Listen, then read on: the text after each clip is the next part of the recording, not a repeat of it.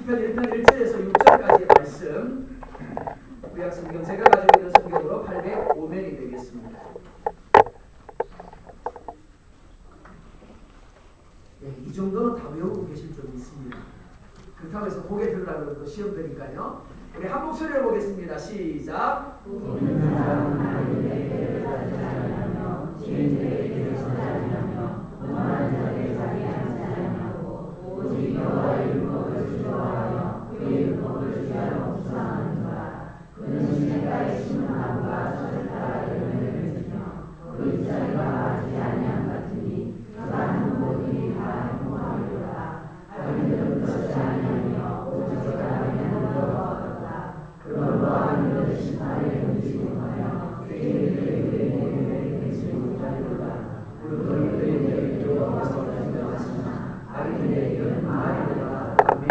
하나님의 말씀을 듣습니다. 들을 길을 주시고 깨달을 수 있는 마음을 주시고 무엇보다 아버지의 말씀을 속속 받아들일 수 있는 우리의 마음이 옥토가 되어서 30배, 60배, 100배 결실할 수 있는 은혜를 주시옵소서. 이 시간이 내게 있어서 그 어떤 것보다 소중한 시간이 되게 도와주시고 내 삶의 전환점이 되게 하여 주시옵소서. 사단마귀 악한 영이 우리에게 떨어지는 말씀의 씨앗들을 빼앗아가지 못하도록 주의 성령께서 하영검으로 두루 진쳐 주시옵소서. 예수님의 이름으로 기도드리옵나이다. 아멘. 제목 같이 읽어볼까요? 시작. 말씀을 묵상하는 삶이라는 제목으로 하나님 말씀 증가하도록 하겠습니다. 늑대와 7마리 아기 염소라는 명작 동화가 있습니다. 엄마 염소와 7마리 아기 염소가 살고 있었습니다.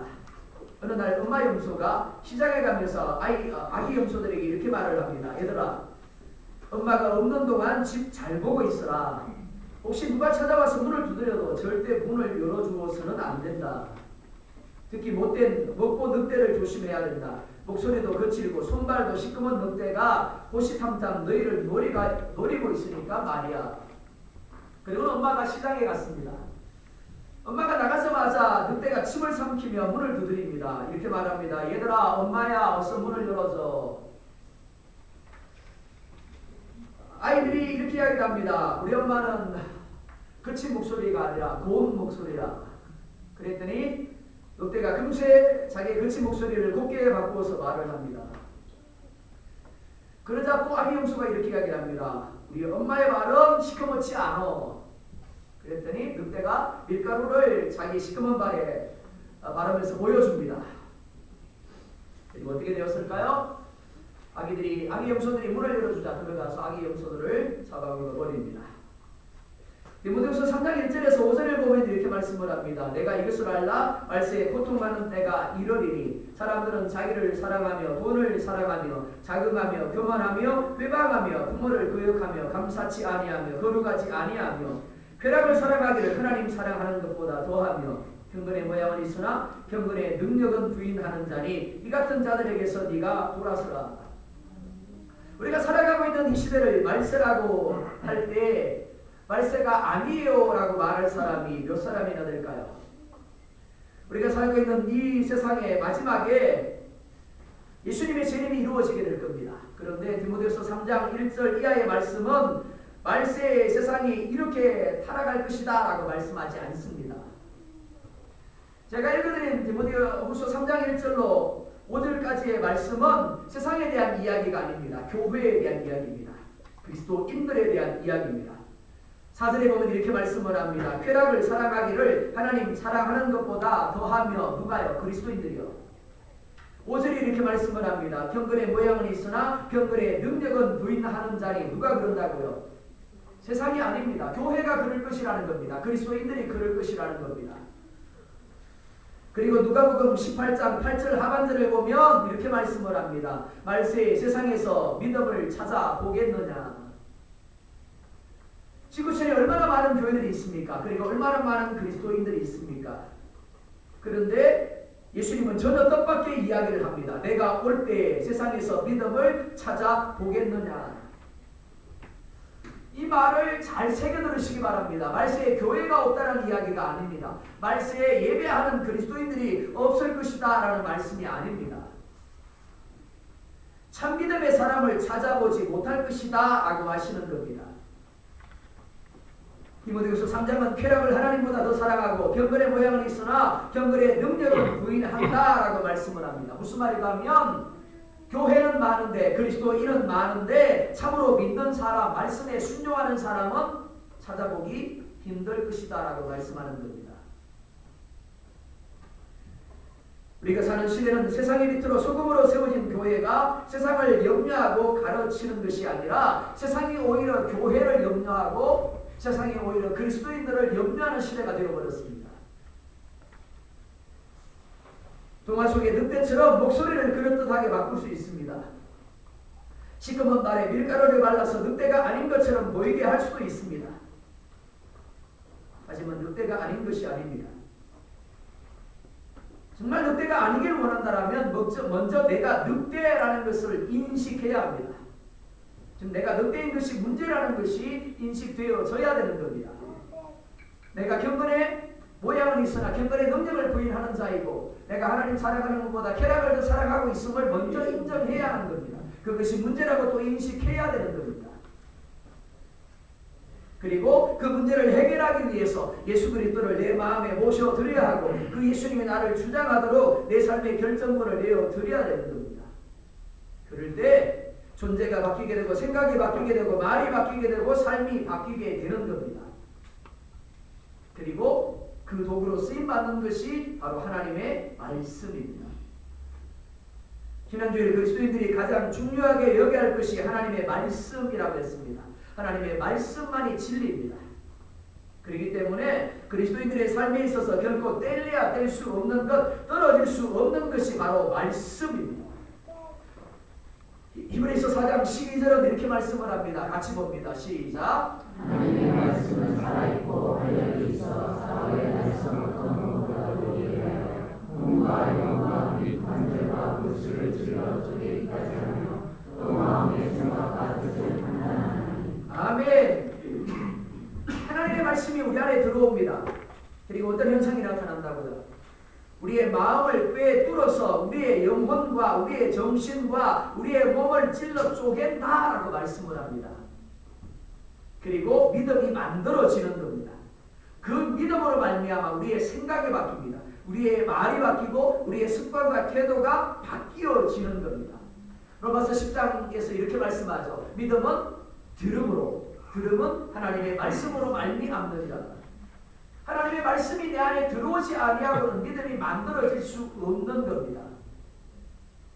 그런데 우리가 또한 기억해야 할 것이 있습니다. 그것이 무엇이가 하면 말씀이 계속해서 공급되어지지 아니하고서는 믿음이 유지될 수도 믿음이 자랄 수도 없다라는 겁니다. 말씀이 우리 안에 채워져야만 합니다. 하지만 많은 그리스도인들은 내가 매일매일 성경을 읽지 않아도 내가 성경을 배우지 않아도 성경을 묵상하지 않아도 얼마든지 하나님이 원하시는 삶을 살아낼 수 있다고 여깁니다. 자신의 삶에 문제가 없다고 생각합니다. 오늘 1절을 보면 이렇게 말씀을 합니다. 1절 말씀도 같이 보겠습니다. 시작. 복 있는 사람은 어린들의 길을 따르지 아니하며 죄인들의 길에 서지 아니하며 오만한 자의 자리에 앉지 않고. 아멘. 시편 1편은 우리가 너무 잘 알고 있는 말씀입니다. 암송하고 계시는 분들도 많을 겁니다. 하지만 우리가 너무 잘 알고 암송하는 만큼 과연 시편 1편이 우리에게 주는 메시지를 우리가 잘 이해하고 있는가 하는 겁니다. 1절이 뭐라고 말씀을 합니까? 복 있다라고 말씀을 합니다. 복 있다라는 말, 베세르라는 히브리어를 사용합니다. 복되도다, 행복하도다라는 감탄사입니다. 자, 이 사람을 보면서 한번 말씀해 볼까요? 당신은 복됩니다. 꼭 하라 그러면 안 하시는 분이 계세요. 내가 이 집 살이라고 이야기는 안 할게요. 자, 한번 더 고백할까요? 당신은 행복합니다. 네, 그대로 될 줄 믿습니다. 네, 그런 말입니다. 그런데 에세르라는 단어는 어떤 일을 함으로 어떤 행위를 함으로 당신은 복된 사람이고 당신은 행복한 사람입니다 라는 의미입니다. 이런 거예요. 당신이 하나님을 신뢰하니 당신은 복된 사람입니다. 당신은 하나님을 예배하니 당신은 행복한 사람입니다. 이런 의미예요. 자, 그러면 복된 사람이라는 말을 듣는 사람이 가지는 행위가 무엇입니까? 이렇게 말씀하죠. 악인들의 꾀를 따르지 아니하며 죄인들의 길에 서지 아니하며 오만한 자들의 자리에 앉지 아니하며. 자, 여러분들에게 묻습니다. 나는 악인이다 이렇게 생각하시는 분이 계신가요? 나는 죄인인 것 같아. 나는 오만한 자인 것 같아. 사실 그리스도인들이 자기 자신을 가리켜서 나는 악한 자입니다, 나는 죄인입니다, 나는 오만한 자입니다 라고 생각하기가 쉽지 않습니다. 그러니까 1절을 읽으면서 이 말씀은 나와는 상관이 없는 말씀이야 라고 생각하기가 쉽습니다. 그러면 한번 보자고요. 악인이 어떤 사람일까요? 악인은 나스와라는 히브리어를 씁니다. 사람의 악한 태도, 악한 성품, 악한 의도, 악한 행동을 가리킬 때 쓰는 단어입니다. 그러니까 악인이 어떤 사람이에요?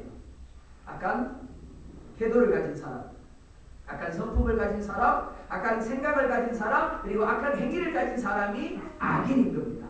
자, 그러면 나는 악인이다 아니다? 답이 나오죠? 네, 답이 나옵니다. 그죠? 자, 이 사람 한번 볼까요? 아무 소리 하지 말고.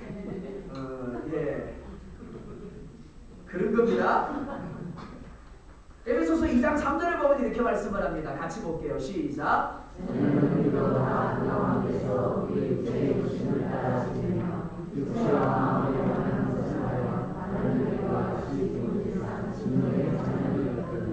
자, 에베소서 2장 3절에 뭘로 시작돼요? 전에는 이라고 말하죠. 정말 그런가요? 전에만 그런가요, 우리는? 자, 지금도 그렇죠, 사실은. 전에만 그런 게 아니에요. 지금도 그런 겁니다. 우리가 생각해야 될 부분이 바로 이 부분입니다. 우리는 분명히 예수 그리스도의 십자가 희생을 통하여 구원을 받았습니다. 하지만 우리 안에 여전히 전에 우리가 욕심을 따라 육체와 마음에 원하는 것을 하던 악한 본성이 남아있는 거예요. 그래서 바울은 로마서 7장 18절에서 이렇게 고백합니다. 또 같이 볼게요. 시작. 내 속 곧 내 육신에 선한 것이 구하지 아니하는 줄 아노니 원함은 내게 있으나 선을 행하는 것은 없노라. 아멘. 바울이 뭐라 그래요? 내 속에 곧 내 육신에 선한 것이 거하지 아니한대요. 조금밖에 없는 줄 내가 아노니 라고 말하는 것이 아니라 내게 선한 것이 아예 없다라고 이야기를 합니다. 없대요. 그래서 내가 원하지만 선을 행하는 것은 없노라 라고 말하고 있는 겁니다. 그리고 24절에 보면 이렇게 말씀을 합니다. 시작. 오라 나는 공부한 사람이라 이 사망의 문에서 누가 나를 건져내랴. 아멘. 만약 이 말씀을 생뚱맞게 이 말씀만 본다라면 이 고백이 사도 바울의 고백이라고 생각할 사람은 아무도 없을 겁니다. 왜? 누구보다 위대하게 쓰임받았고 누구보다 성령의 충만함을 누린 사람이 사도 바울이에요. 근데 사도 바울이 매일같이 고백하는 게 뭐라고요? 오라 나는 군간 사람이로다. 이 사망의 몸에서 누가 나를 건져내라. 매일같이 탄식하고 매일같이 울고 매일같이 하나님을 향하여 하나님 목마릅니다. 하나님 배고픕니다. 그랬던 사람이 사도 바울입니다. 신앙생활을 오래 한 사람이라면 누구나 과거 하나님을 만나고 체험한 은혜들이 하나씩은 있습니다. 문제는 과거에 체험한 사건들의 약발이 이미 떨어졌음에도 불구하고 여전히 지금도 우려먹고 있더라라는 겁니다. 내가 어떤 사람인 줄 알아? 내가 10년 전에 이렇게 기도 응답 받은 사람이야. 내가 20년 전에 이렇게 기도하니까 죽은 사람들이 일어난 능력이 나타났던 사람이야. 근데 지금은 어떤데요? 과거에 내가 그 은혜를 경험했기 때문에 지금은 괜찮다라고 생각하는 겁니다.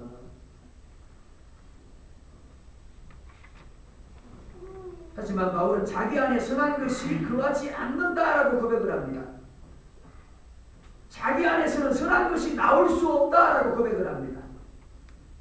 악인이나 죄인이나 오만한 자는 결코 다른 사람의 이야기가 아닙니다. 누구 이야기입니까? 나 자신입니다. 우리는 늘 악만 생각하고 죄를 범하고 오만한 자리에 머무르지는 않습니다. 그랬기 때문에 나는 악인이 아니고 죄인이 아니고 오만한 자가 아니라고 생각합니다. 하지만 이는 착각입니다. 악인의 꾀를 따르지 아니하며라고 말씀하죠. 따르다라는 말, 가다 오다 교제하다라는 의미입니다. 즉 내 마음과 생각이 내 안에서 일어나는 악의 궤로 가는 거예요.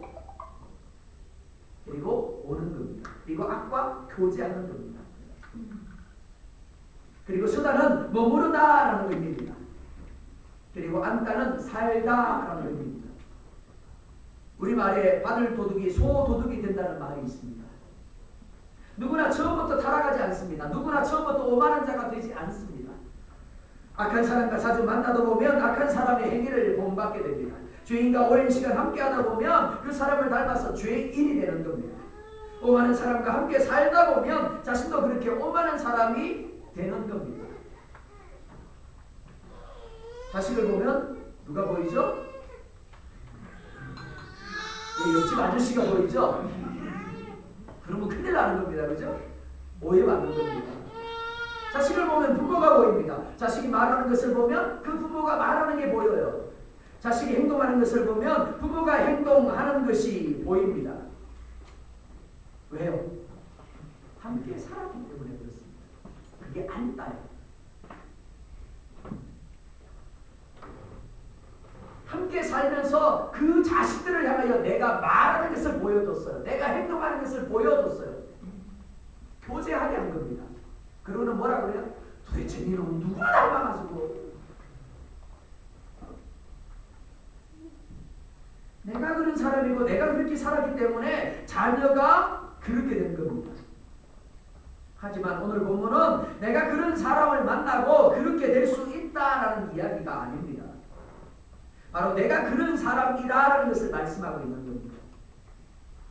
내 안에 그런 본성이 자리하고 있습니다. 내가 악인이고 내가 죄인이고 내가 오만한 자라고 말씀하고 있는 겁니다. 처음부터 오만한 자의 자리에 앉는 것이 아닙니다. 악인의 꾀를 따르게 되면 죄인의 길에 서게 되고 결국 오만한 자리에 이르게 되는 겁니다. 그렇다면 악인의 꾀를 따름이 무엇입니까? 꾀는 생각입니다. 그러니까 하나님의 뜻을 분명히 알고 있어요. 내가 어떻게 해야 된다는 것을 알고 있어요. 그럼에도 불구하고 갖가지 나를 둘러싸고 있는 상황 때문에 어떻게 한다고요? 내 생각대로 하는 것, 그게 악한 꾀를 따르는 겁니다. 하나님 우리를 향해 뭐라 말씀합니까? 먼저 그의 나라와 그의 의를 구하래요. 그러면 이 모든 것을 너희에게 더하실 것이래요. 하지만 우리는 먹고 마시고 입는 것을 먼저 합니다. 이게 악한 꾀를 따르는 거예요. 주일을 성수해야 된다는 것을 알고 있습니다.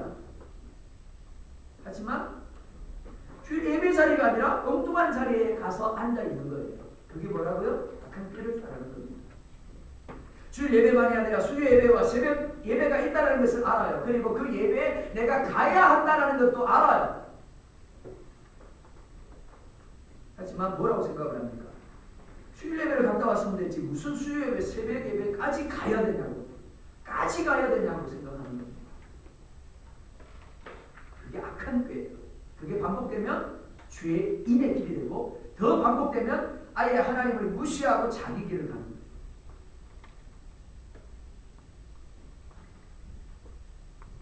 피곤하기 때문에 바쁘기 때문에 하나님이 이해할 것이다. 하나님 이해하실까요? 아니 오해하십니다. 그게 악한 꾀를 따르는 겁니다. 심지어 어떤 사람은 꼭 교회에 가서 예배를 해야 되냐고 집에서 인터넷을 통해서 예배하면 되지 않느냐고까지 합니다.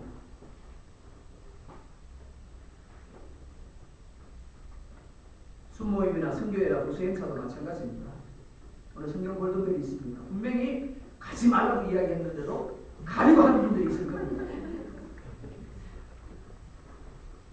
열심히 적극적으로 부지런히 가려고 하시는 분이 계실 거예요. 그게 뭐라고요? 악한 꾀를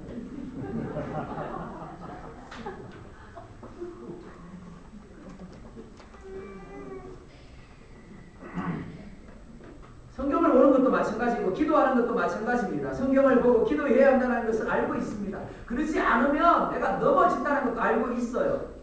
하지만 어떻게 생각합니까? 주일 예배 때 설교 들었으면 됐지. 주일 예배 때 그렇게 기도했으면 됐지. 뭘 또 기도하고 뭘 또 성경을 봐. 그게 뭐라고요? 악한 죄예요. 그리고 이 생각이 행동으로 옮겨질 때 그게 뭐라고요? 죄인의 길에 서는 거예요. 그게 반복되는 게 뭐라고요? 오만한 자리에 자리 앉는 거예요. 남의 이야기 아닙니다. 바로 나의 이야기예요. 그러면서 하나님을 향해 뭐라 그래요? 내 믿음 괜찮죠? 내가 하나님 사랑하는 거 알고 계시죠?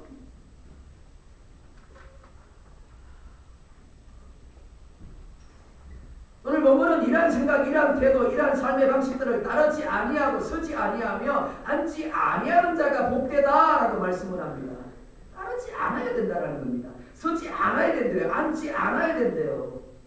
근데 문제가 뭐라고요? 우리에게는 그럴 만한 능력이 없다라는 게 문제예요. 그렇지 않나요? 어느 날 은혜 받았어요. 감동이 왔어요. 그래서 오늘은 수요예배나 가볼까? 그런데 갑자기 전화가 와요. 예배 시간 가까워졌는데 전화 와서 통화하다 보니까 30분이 지났네. 그러면서 뭐라 그래요? 다음 주에 가야지.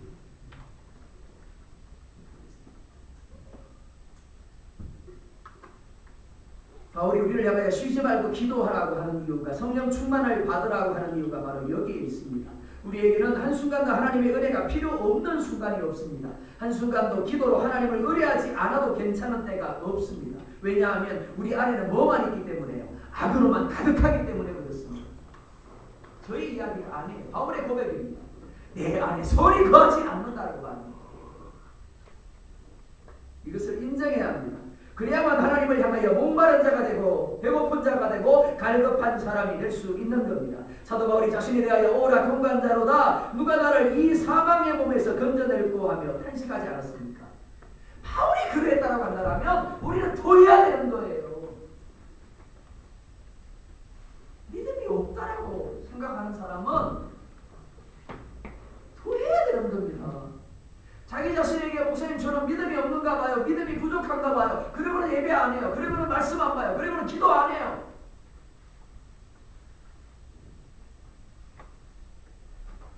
아니 밥을 안 먹고 목사님 저 배고파요. 당연한 거 아닌가요?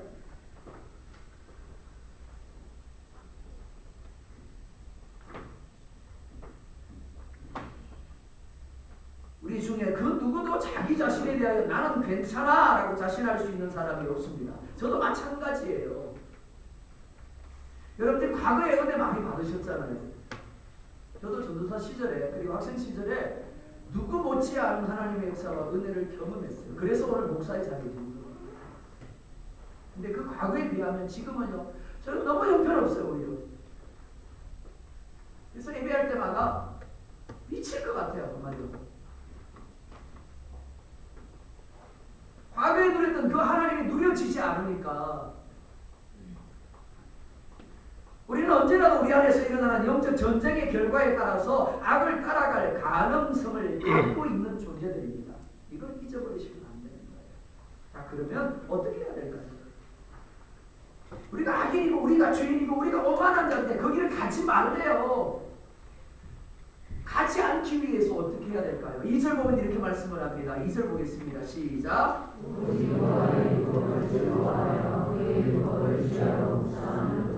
아멘. 첫째, 오직 여호와의 율법을 즐거워하라 라고 말씀을 합니다. 오직이라는 말, 만일 복이 있는 사람이라면, 너희가 만일 믿음이 있는 사람이라면 이라는 의미입니다. 즐거워하다라는 말, 헤페츠라는 히브리어를 사용합니다. 첫째, 기뻐하다. 둘째, 즐거워하다. 세 번째, 소원하다라는 기본 의미를 가지고 있습니다. 뿐만이 아니라 어떤 사람이 큰 관심을 가지고 있을 때, 혹은 어떤 사람이 행하거나 가지기를 강하게 원하는 것을 나타낼 때 쓰는 단어가 바로 헤페츠예요. 그러니까 율법을 즐거워한다라는 말, 첫째, 말씀에 큰 관심을 가지라라는 의미입니다. 둘째, 그 말씀으로 살기를 강하게 원하라라는 의미입니다. 셋째, 그 말씀이 나의 소원이 되게 하라는 의미입니다. 이런 사람이 말씀에 대하여 나타내는 반응이 무엇입니까? 그의 율법을 주야로 묵상하는도다 라고 말씀을 합니다. 묵상하다라는 말, 하가라는 히브리어를 씁니다. 첫째, 깊이 생각하다. 둘째, 연구하고 공부하다. 셋째, 중얼거리다 라는 의미입니다. 창세기 24장 63절에 보면 리브가가 아브라함의 종의 인도를 받아서 가나안 땅에 올 때 이삭이 들에서 뭐하고 있었다고요? 묵상하고 있었더라라고 말합니다. 그리고 다윗은 10편 19편 14절에서 이렇게 고백합니다. 내 입의 말과 마음의 묵상이 주 앞에 연락되기를 원하나이다. 근데 다윗은 우리도 고백하고 싶은데 묵상한 게 있어야 고백하죠.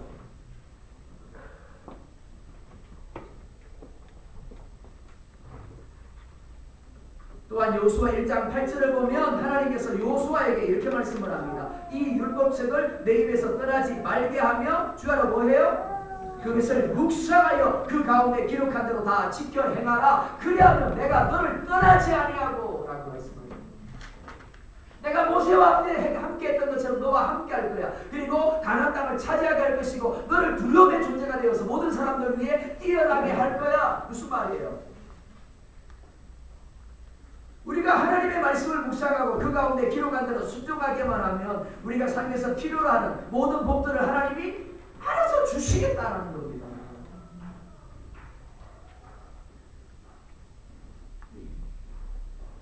하나님은 우리가 주야로 하나님의 말씀에 관심을 갖기를 원합니다. 그리고 그 말씀을 묵상하기를 원하십니다. 말씀이 우리의 소원이 되고 그 말씀대로 살고자 하는 마음이 우리 안에 가득하기를 원하십니다. 그래서 항상 우리 마음에 하나님의 말씀이 가득 차 있고 하나님의 말씀이 살아 역사하는 사람이 되기를 원합니다. 그럴 때 그 삶 가운데 하나님이라는 존재가 나타나게 됩니다. 10편 19편 7절로 8절을 보면 이렇게 말씀을 합니다. 같이 봅니다. 시작.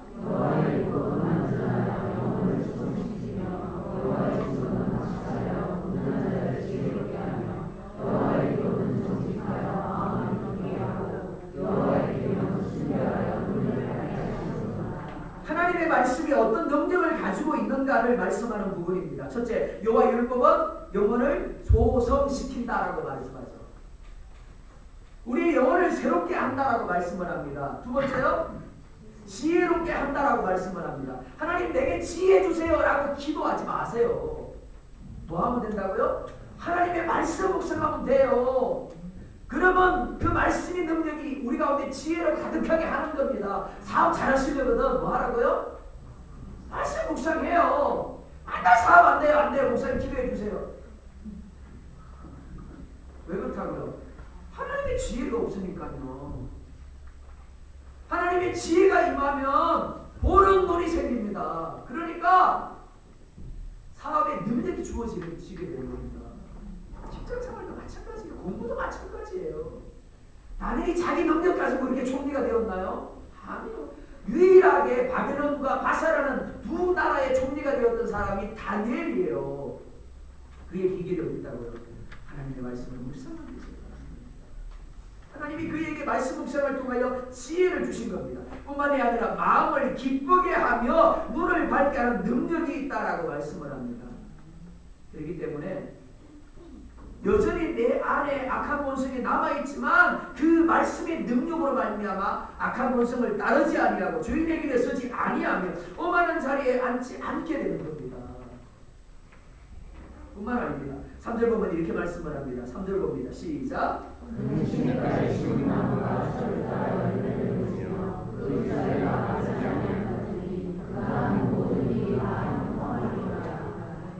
아멘. 하나님의 말씀을 즐거워하여 그 말씀을 주야로 묵상하는 사람은 뭐와 같다고요? 시냇가에 심은 나무와 같대요. 시냇가에 심은 나무라도 동일하게 비바람을 맞습니다. 비바람이 부는데 시냇가에 심은 나무가 불쭉 뛰어넘고 그런 법은 없습니다. 그리고 어려움도 없습니다. 하지만 시냇가에 심겨졌기 때문에 홍수 때는 넘치는 물을 빨아들여서 어떻게 한다고요? 시냇가로 흘려보내요. 그리고 가뭄 때는요? 시냇가에 있는 물을 빨아올려서 자기의 것으로 믿는 겁니다.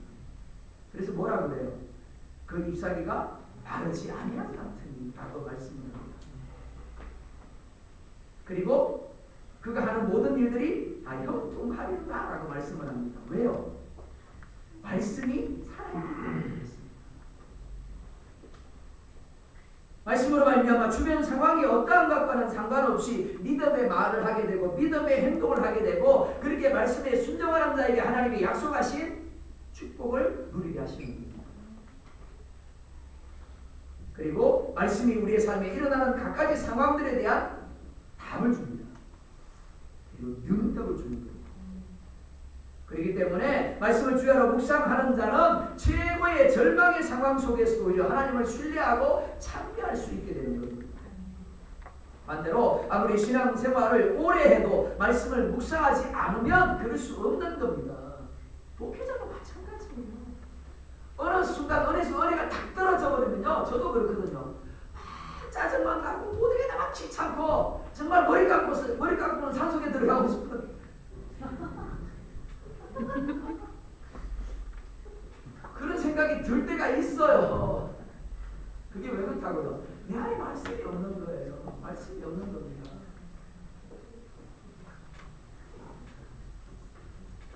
목사다, 장로님이다, 안수집사님이다, 권사님이다, 신앙생활을 10년 했다, 20년 했다 중요하지 않습니다. 중요한 것은 그 마음 안에 하나님의 말씀이 지금 채워져 있느냐, 하나님의 말씀이 살아있느냐예요.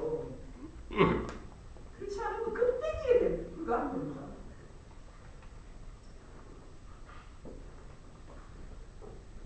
말씀을 묵상하지 않으면, 그래서 그 속에 말씀이 없으면 그 안에 악한 본성밖에 없으니까 가뭄에는 가뭄대로 반응하고 홍수에는 홍수대로 반응하는 거예요. 다윗이 시편 23편에서 이렇게 고백을 합니다. 여호와는 나의 목자시니 내게 부족함이 없으리로다. 10년 동안 사울에게 쫓겨서 억울하게 도망다닙니다. 그런데도 그가 하나님을 신뢰하고 믿음으로 반응합니다. 그 비결이 뭐라고요? 제가 읽어드렸잖아요. 하나님의 말씀을 주야로 묵상합니다. 요셉이 17살에 노예로 팔려갑니다. 잘못한 것이라고는 하나도 없습니다. 술 맡은 관원장이 자신을 기억하고 옥에서 꺼내줄 줄 알았습니다. 그런데 2년 동안 잊혀져 버립니다. 그런데도 절망하지 않습니다. 어떻게 해요? 하나님의 말씀을 묵상했기 때문입니다. 말씀으로 인하여 절망하고 좌절해야 맞는데도 불구하고 오히려 믿음의 말을 하게 되는 겁니다. 그리고 마침내 때가 되매 열매를 맺게 하신 하나님의 역사를 누리게 되고 그의 범사에 하나님이 함께 하셔서 그의 걸음을 이끌어 주심으로 그가 하는 모든 일들이 다 형통하게 되는 겁니다. 사랑하는 성도 여러분, 의인이 따로 있고 악인이 따로 있는 것이 아닙니다. 누군가를 보면서 우리는 그렇게 생각하죠. 저 사람이 시편 1편이 말하는 악인인 것 같아. 아니요. 그 말을 하고 있는 내가 악인이에요. 저 사람 얼마나 금방져. 저 사람이 오만한 자인 것 같아. 아니요. 내가 생각하는 그 생각을 하고 있는 내가 바로 오만한 자예요. 우리의 삶은 매일 의인들의 길을 따라갈 것인지 아니면 악인들의 길을 따라갈 것인지에 대한 싸움입니다. 그리고 그 싸움의 승패는 내가 얼마나 노력하고 애쓰느냐에 달려있지 않습니다. 하나님의 말씀을 즐거워하여 주야로 그 말씀을 묵상하느냐 하지 못하느냐에 달려있습니다. 말씀을 묵상하는 자가 의인이고 형통한 자이고 말씀을 묵상하지 않는 자가 악인이고 바람에 나는 기호와 같은 사람입니다. 그런 사람이 하나님의 심판을 견디지 못합니다. 자, 이 사람을 한 번 더 볼게요. 혹 이 사람이 요즘 짜증이 늘었나요? 이 사람이 요즘 예민해졌나요?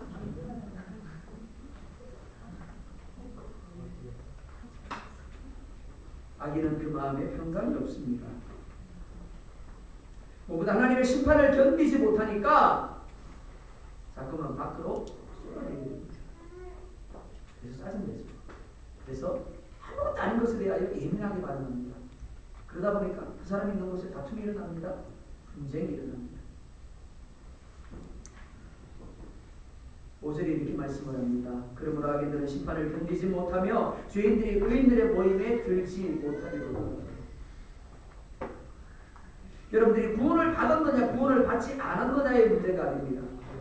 만약 여러분들이 악인의 자리에 있다라고 한다면 하나님의 심판을 견디지 못하는 겁니다. 그러다 보니까 자꾸만 엉뚱하게 내 옆에 있는 사람에게 화풀이하는 거예요.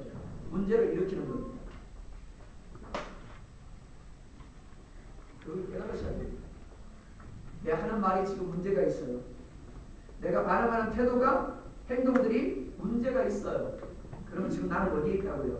악인들의 꾀를 따르는 자리에 있어요. 죄인들의 길에 서 있는 겁니다. 오만한 자의 자리에 있는 거예요. 그러니까 하나님의 심판을 견디지 못하니까 자꾸만 쏟아내는 겁니다. 내 혼은 인지를 못하고 내 육을 인지를 못해도 내 영은 인지를 합니다. 그러니까 내 영이 지금 내 육으로 하여금 내 혼으로 하여금 자꾸만 그렇게 반응하게 하는 겁니다.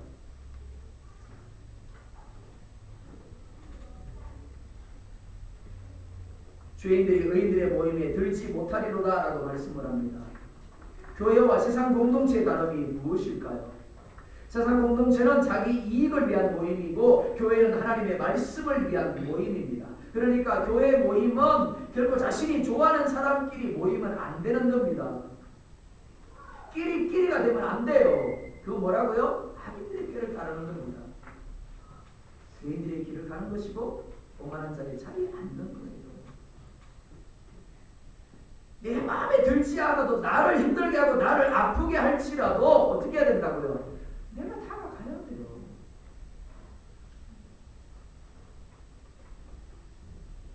그리고 교회는 못다한 세상 이야기를 나누는 모임도 아닙니다. 교회밖에 믿지 않는 사람들이 모여서 나누는 이야기나 믿는 사람들이 모여서 나누는 이야기랑 똑같아요. 안 믿는 사람들이 새벽에 모였다가 한 사람 화장실 가면 화장실 간 사람을 씹는데 믿는 사람들도 똑같아요. 누군가 나를 그렇게 씹을 것 같으니까 비판할 것 같으니까 화장실 가고 싶어도 못 가요. 우리 같은